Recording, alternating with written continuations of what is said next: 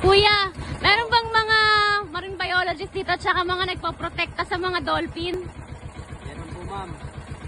Yung mga Coast Guard po saka yung mga bantay dagat, araw-araw po sila pumupunta dito para tingnan yung safety po ng dolphins po.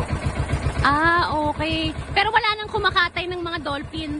Wala po ma'am, bawal po. Ah, noong Iba dati po lang yun. Pumunta ka pa, kulong ka pa po. Ah, makukulong ka. Po. Ano yung multa sa'yo pag kumatay ka ng dolphin dito?